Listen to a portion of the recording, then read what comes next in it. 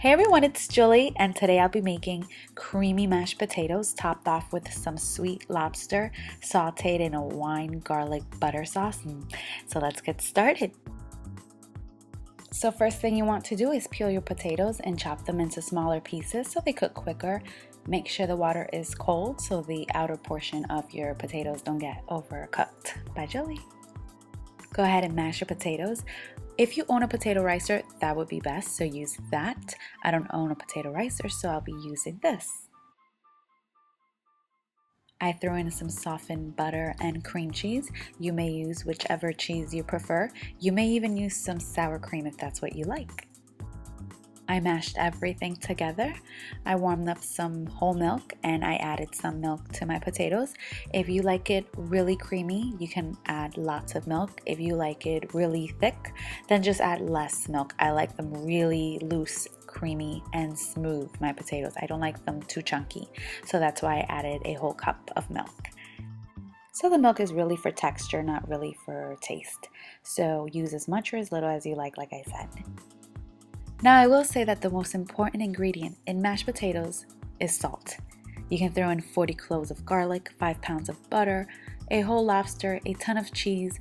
Without salt, it will be super bland. So please be generous with the salt and pepper. You want to season the potatoes really good. To a skillet, I added about a tablespoon of olive oil. I pressed 2 garlic cloves in there and I sauteed it just a little bit. We are going to then add our white wine. Use whatever you have at home. If you don't have any wine or don't drink liquor, you may use chicken stock in its place. I let the wine reduce by half and then I thought to myself, oh no, Julie, this is way too much garlic. So I decided to strain it, but no worries, the garlic already did its job. We just don't want our guests chipping their tooth while eating this, then we'll probably end up on Judge Judy or something, so let's just not take any chances.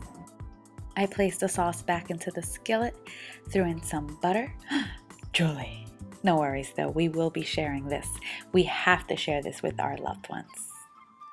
Threw in the lobster meat. You can buy the cooked lobster meat at your grocery store or you can make it yourself, but just make sure to cook the lobster meat in its shell for best results. I seasoned it with salt, pepper, and some paprika. I sauteed this for about a minute, and now if you want to make this as a Thanksgiving side dish, you may add some crab meat so there is much more meat in the potatoes. Lobster and crab mashed potatoes, even better. Also, I know lobster can be pricey, so you can omit the lobster altogether and just use crab and shrimp. It's really up to you. Now I decided to serve this in a cast iron dish. I then placed the lobster meat and butter sauce, or gravy, let's call it gravy, on top.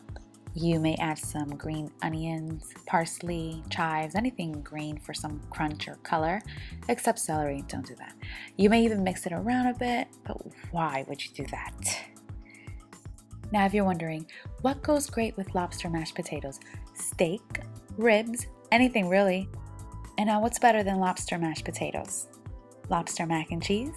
Yeah, maybe. I hope you guys really make this for a special occasion or on a Monday after work, whenever really.